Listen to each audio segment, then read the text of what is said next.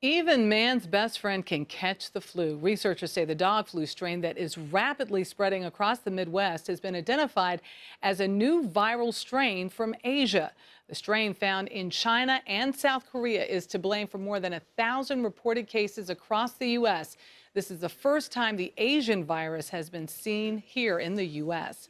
Dr. Ernie Ward joins us now with the latest. Doc, who knew about a dog flu? What should owners know to keep their pets safe from this?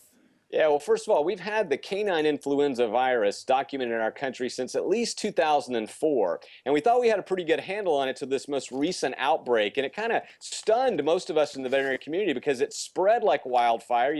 We used to the little isolated outbreaks, but suddenly this is, encompassing many states. 1,000 dogs are affected. And it turns out this was a new strain that we'd seen in China and South Korea since about 2006. And let me tell you, dog owners, cat owners, and ferret owners, this is a hot virus. There was a report earlier this week that doggy daycare centers are making the flu virus even worse. I mean, what do you do if, just like with our children, you have your kids, or your dogs, I should say, in a place where they're socializing?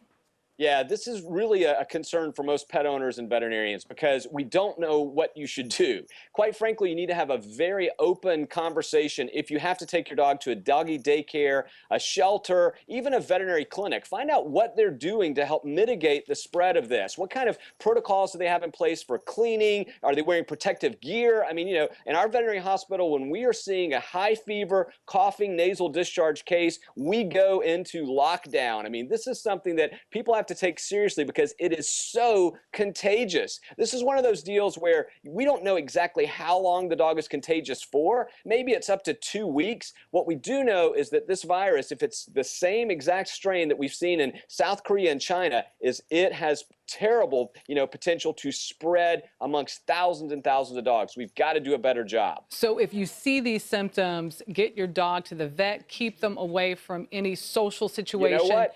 I'm going to interrupt and don't take them to the vet right away. Call your vet first because we need to make sure to come in the side door, take you to a special isolation chamber, something, because if your dog or cat is experiencing fever and you're in the Midwest right now, the last thing we want you to do is just show up in our lobby and cough and sneeze all over everybody else. Good point. Yeah, it can be spread by our clothes, by our hands. And so, honestly, we're asking clients, if your pet is feeling sick, call us first. Let us tell you what to do. Got it. Is there a vaccine for this thing? Well, we have a vaccine for the original canine influenza virus, the earlier strain. But just like in human flu viruses, each year we have a different vaccine that comes out. This is a shift, a different disease, and therefore the old vaccine doesn't appear to work at all. All right. Well, Dr. Bond, one last question. Off subject from the flu. There's this new study out today. The dogs and people bond through eye contact. What can you tell us about that? Do you believe in it?